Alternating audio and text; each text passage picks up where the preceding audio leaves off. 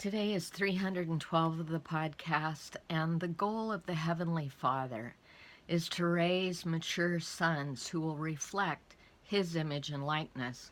From the time Jesus was a child, His life was a reflection of what His Heavenly Father was like and what His Heavenly Father was about.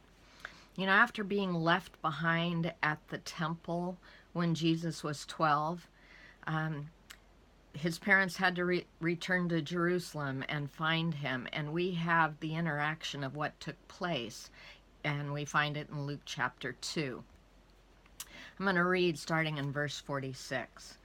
It came about that after 3 days they found him in the temple, sitting in the midst of the teachers, both listening to them and asking them questions. And all who heard him were amazed at his understanding and his answers. And then listen to what happens when his mom begins to question him. When they saw him, they were astonished, and his mother said to him, "Son, why have you treated us this way? Behold, your father and I have been anxiously looking for you." He said to them, "Why?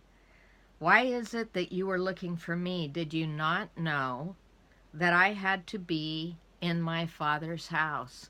I have to be about my Father's business. I have to be about my Father's life."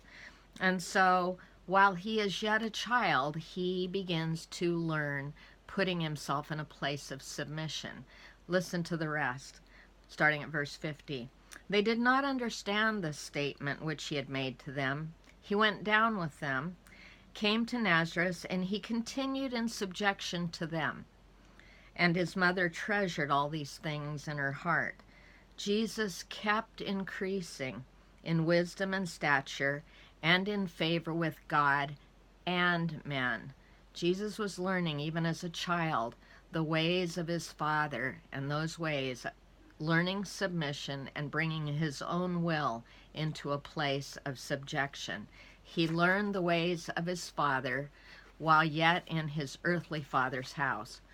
So from the incarnation to the crucifixion, Jesus lived a life of dependence and modeled it, a life of obedience and modeled it, a life of wisdom and modeled that, leaving us a pattern for how to grow in maturity as sons. Today's question for you: how did your upbringing by earthly parents prepare you for living as a son with the Heavenly Father? And did it set a good pattern, or was there a distortion to the pattern?